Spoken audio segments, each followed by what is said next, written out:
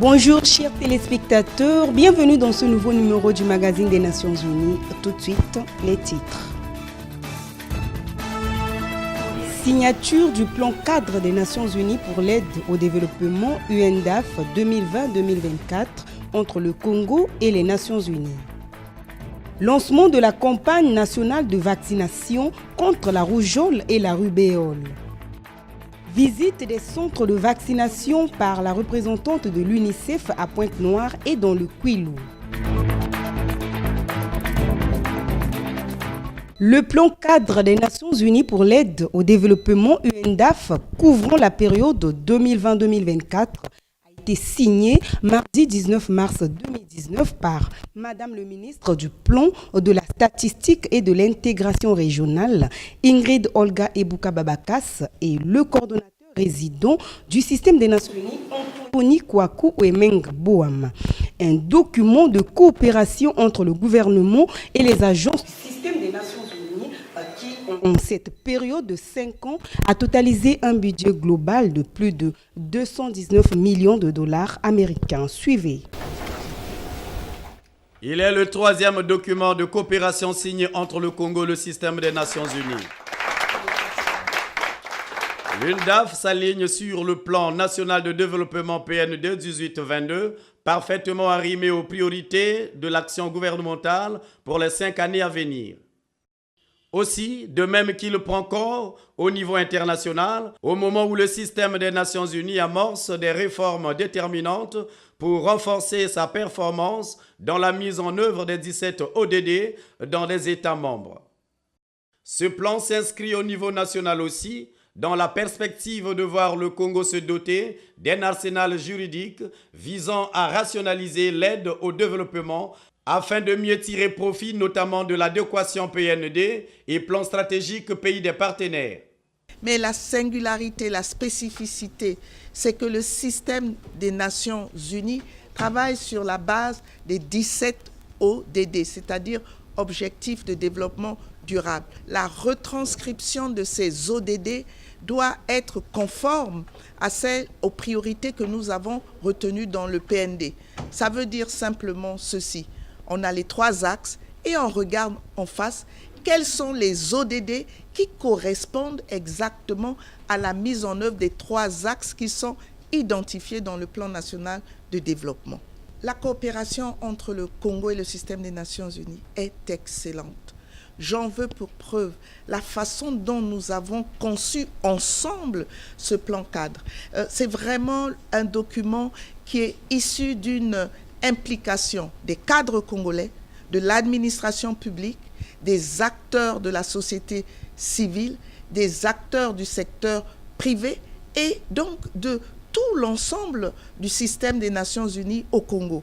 Donc, pour moi, ce document est forcément excellent puisqu'il est inclusif. La contribution proposée par le coordonnateur résident sera exploitée à sa juste titre pour convenir d'une plateforme idéale d'harmonisation de tous les efforts de développement en République du Congo. Cette plateforme servira aussi de cadre propice au gouvernement pour mieux cerner les initiatives menées par les partenaires et renforcer l'appropriation nationale en vue d'assurer leur pérennisation. Il s'agit d'un exemple de la collaboration, la bonne collaboration qui existe entre le système des Nations Unies et la République du Congo. Il suffit maintenant juste de renforcer l'innovation, de renforcer la mobilisation de partenariats autour de ces priorités qui ne reflètent que les priorités inscrites dans le PND pour sa réalisation. J'ai un sentiment de joie que c'est un travail, une première partie du travail que nous avons fait. Et maintenant, les autres étapes restent à franchir, mais je suis confiant que nous allons réaliser, comme vient de dire Madame la ministre, la mobilisation de tous les partenariats ainsi que les ressources pour pouvoir réaliser les objectifs inscrits dans le document. Par ailleurs, les chefs d'agence du système des Nations Unies se sont rencontrés au PNUD autour du coordonnateur résident pour signer une DAF à leur tour. Notons que ce document se repose sur 3 axes permettant de répondre aux priorités du Congo. L'UNDAF doit mobiliser plus de 200 millions de dollars américains répartis en 3 secteurs. La gouvernance avec 31,53%, le renforcement du capital humain 40,29% et 28,16%, la diversification de l'économie.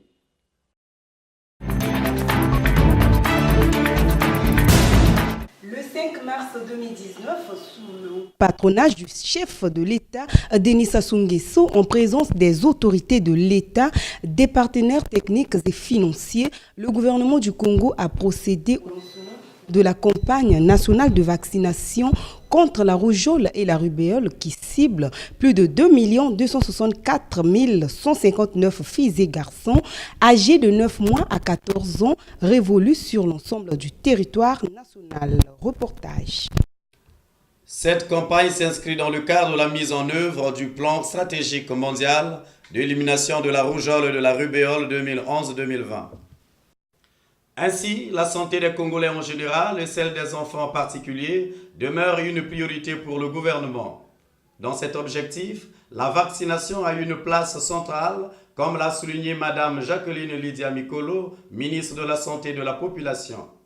Cette résolution a ouvert la voie à la décennie de la vaccination. La région africaine de l'Organisation mondiale de la santé s'en est inspirée pour préconiser l'élimination de la rougeole d'ici 2020 et a fixé des objectifs incluant plusieurs stratégies parmi lesquelles l'introduction du vaccin combiné rougeole-rubéole. Le gouvernement de la République du Congo, qui a souscrit à cet engagement régional, poursuit les efforts afin d'atteindre des objectifs fixés par le plan d'élimination de la rougeole dans la région africaine. Elle bénéficie de l'appui technique et financier de Gavi, l'Alliance mondiale du vaccin.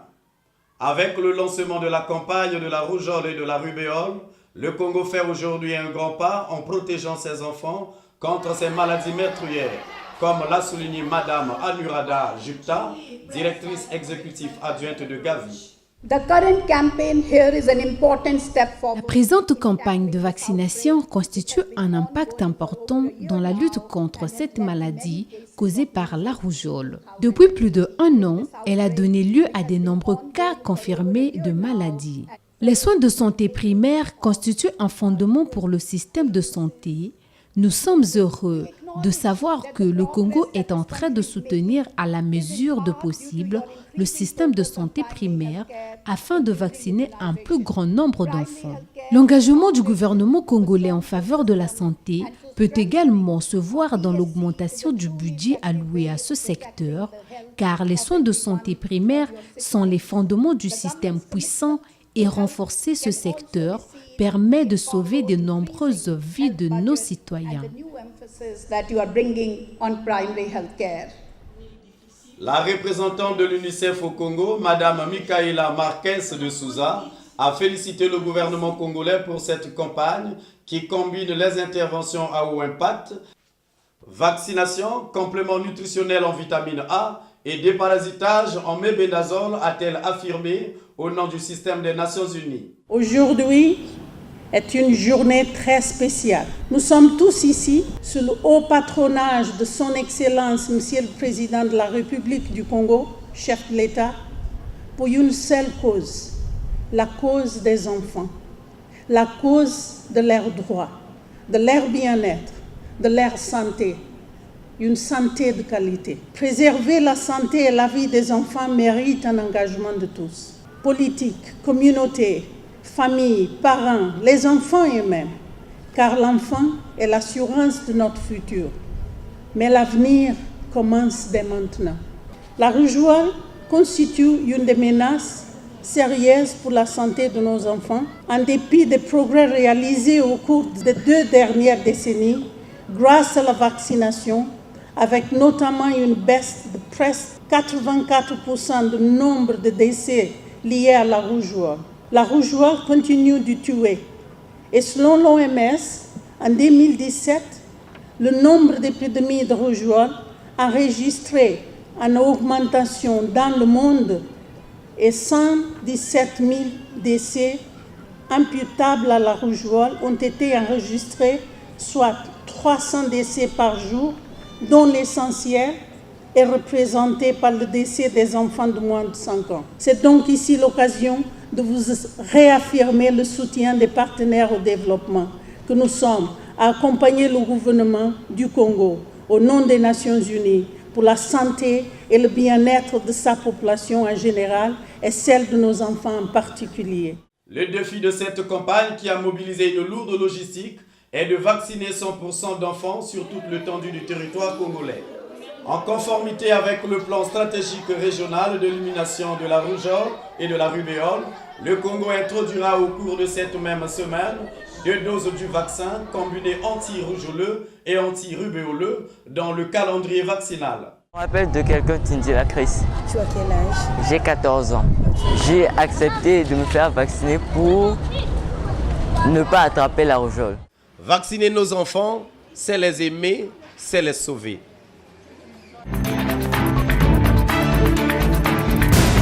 La représentante du Fonds des Nations Unies pour l'enfance UNICEF, Madame Michaela Marquez de Souza, a effectué du 7 au 8 mars dernier des visites de supervision de la campagne nationale de vaccination dans les centres de vaccination de Pointe-Noire, dans la localité de Tambazassi, à la frontière avec la République angolaise, ainsi que le département du Kwilu. Plus de détails dans ce reportage.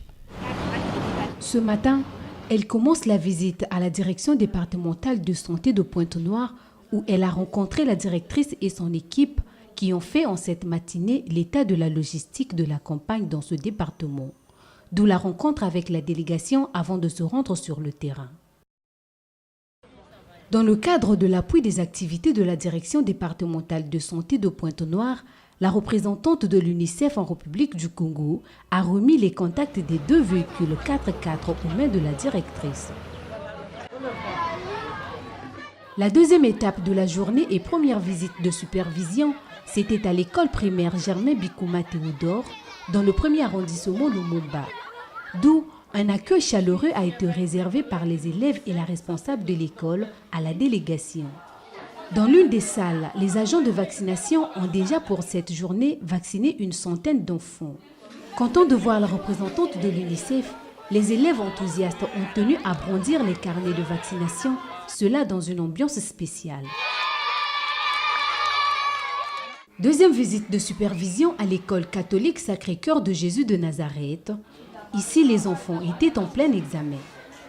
Les enfants vaccinés très joyeux brandissent la carte de vaccination en présence de la représentante.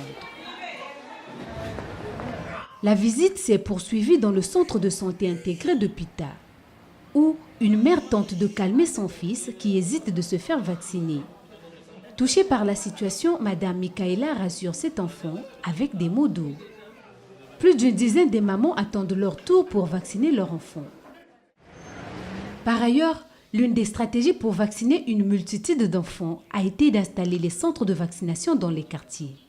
Dans ce quartier au CH, la délégation a eu à rencontrer son chef du quartier qui a fait état du déroulement de la campagne dans son quartier.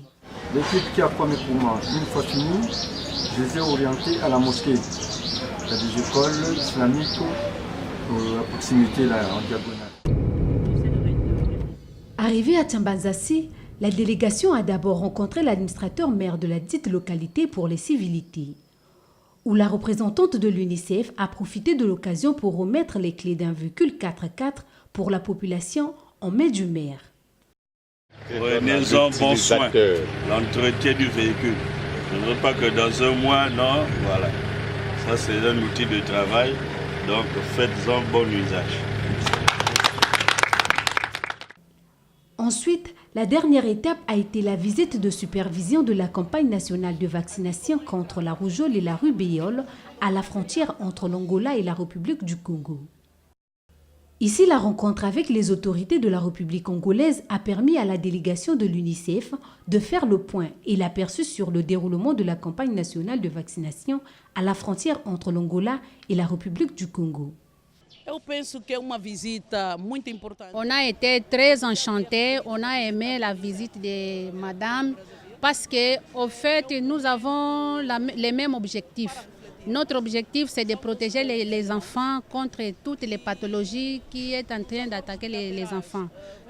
Comme nous sommes venus ici, c'est pour faire vacciner les enfants, tous les enfants qui sont au long de la frontière. Nous remercions l'effort que le gouvernement a fait pour que nous puissions vacciner au même moment, une vaccination synchronisée dans des frontières. Parce que si on ne fait pas ça, certains enfants peuvent s'échapper.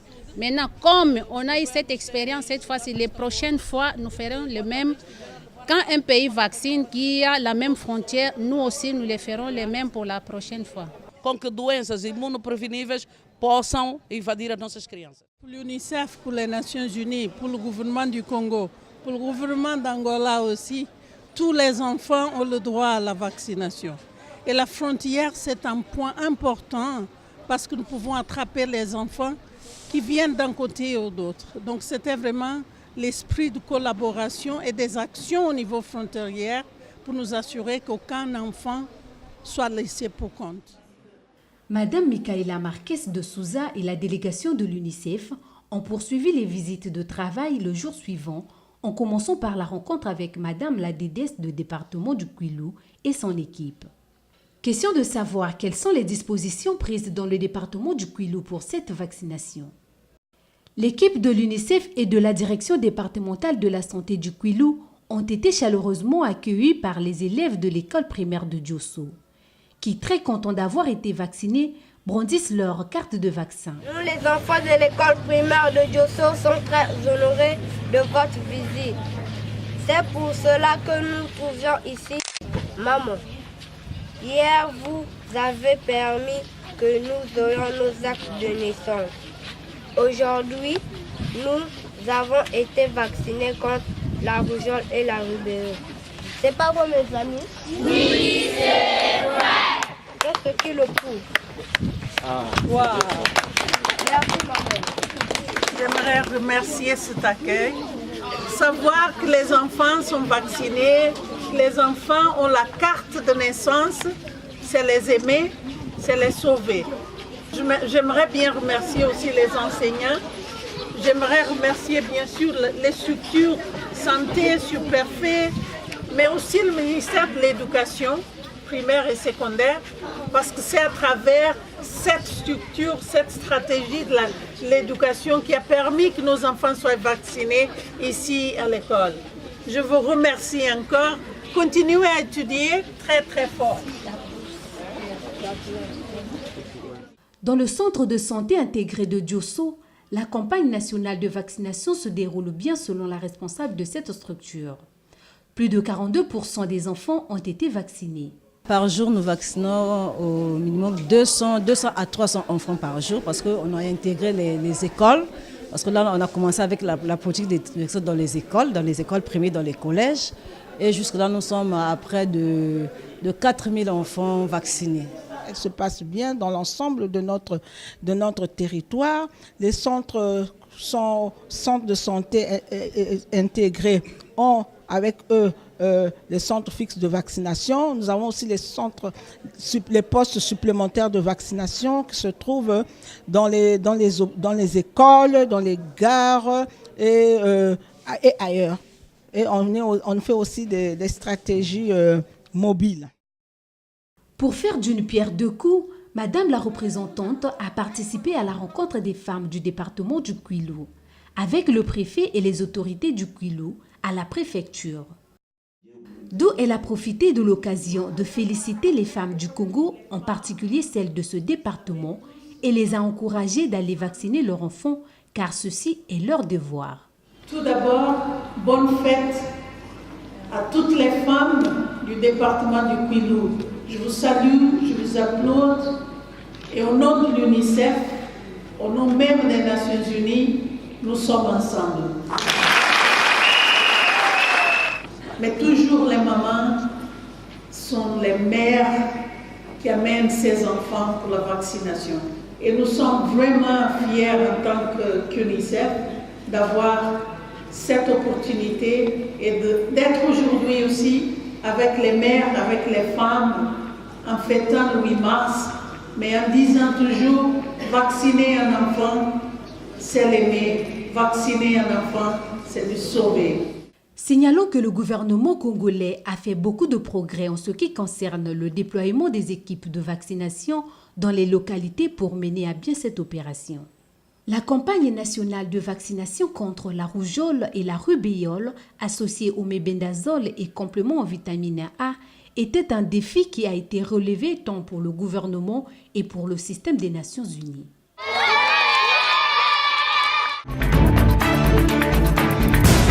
La célébration de la Journée internationale de la femme, 8 mars 2019, a donné lieu à plusieurs activités dans le pays. Les chefs d'agences des Nations Unies se sont retrouvés à Infondo, chef-lieu du département de la Likwala, où ont été organisées les festivités nationales en présence du chef du gouvernement et de la première dame. À Brazzaville, environ 100 jeunes, parmi lesquels des étudiants et étudiantes, ont participé à une conférence débat organisée par le groupe Communication des Nations Unies sur le thème « Penser équitablement, bâtir intelligemment, innover pour le changement ». Tenant compte de l'agenda mondial du développement, l'agenda 2030, la Journée internationale de la femme participe de ce qu'on appelle objectif du développement durable 5. Mais au-delà de cet objectif 5, on peut trouver aussi des objectifs qui sont liés à cet objectif 5. Notamment l'objectif 10 qui parle de la réduction des inégalités. Donc vous réalisez avec moi combien la femme a été chosifiée du fait du genre. Il est donc question qu'on fasse un revirement, qu'on reconsidère la femme à sa juste valeur. Et vous constatez également avec moi que une expression comme la ménopause, bien sûr, applicable à la femme, est utilisée quelquefois comme insulte aux femmes d'un certain âge. Alors que le lexique, les académiciens ont pensé un autre terme qui est l'andropause. Mais personne n'en parle. Ce matin, nous nous sommes retrouvés pour parler du 8 mars, cette journée qui a été instituée pour promouvoir les droits de la femme. Et en ce qui me concerne, j'ai eu un entretien avec les jeunes étudiants et étudiantes pour parler du thème de cette année qui concerne réfléchir intelligemment, bâtir différemment et innover pour le changement. Et dans ce sens, nous avons essayé d'orienter la question sous l'angle un peu de la santé mentale pour dire que les choix que nous faisons reflètent un peu quelque part notre état de santé mentale et que certains comportements déviants que l'on peut avoir à l'endroit de la femme, que certains abus qui s'exercent sur la femme ne relèvent que pour la plupart d'une mauvaise compréhension de l'environnement et que ça traduit une mauvaise santé mentale selon la définition que le MES donne. C'est une journée qui est fêtée dans tous les pays au monde et les fêtes se déroulent dans plusieurs dimensions. En dehors des fêtes, les dames congolaises doivent également aussi prendre soin de leur vie, de leur vision, de leur visibilité. Nos sœurs, on ne doit pas seulement suivre l'ambiance des pannes, l'ambiance de bière. Oui, c'est une fête, mais au-delà aussi, elle doit également comprendre son importance et sa place dans la société congolaise. À l'occasion de la Journée internationale de la femme, je vous propose de suivre le message du secrétaire général des Nations Unies, Antonio Guterres, et d'autres officiels des Nations Unies.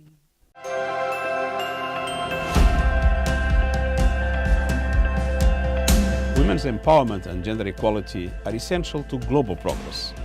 Last year, for the first time, we achieved gender parity in the UN Senior Management Group and among those who lead UN teams around the world. And we are working to achieve parity across the whole United Nations system within a decade. Gender equality is essential to the effectiveness of our work, and we cannot afford to miss out on the contributions of half the world's population. And women's equal participation in the labour force would unlock trillions of dollars for global development. Let us be clear, we cannot build the future we want and achieve the Sustainable Development Goals without the full participation of all women. Yet, women and girls around the world still face many challenges. On International Women's Day, we ask all to join us to think equal, build smart, and innovate for change. And we need more women leaders participating in public life and taking decisions. Let's redouble our efforts against the discrimination and violence women and girls face every day. Let's step it up for gender equality and make sure that no woman or girl is left behind. Millions of young girls are preparing to start their working lives. But far too often, girls don't get the opportunity to realize their dreams and grow into their power. We need to change that. Let's invest in girls' education and skills so they become the leaders and innovators that they were born to be. Women leaders are essential role models, and I'm proud to work with dynamic and creative women every day as we lead the United Nations into a new era. And I wish you all the best for International Women's Day.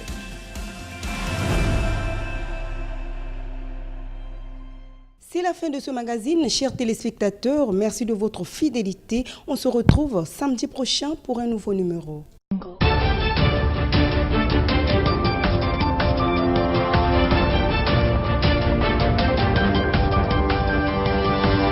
Audio Jungle.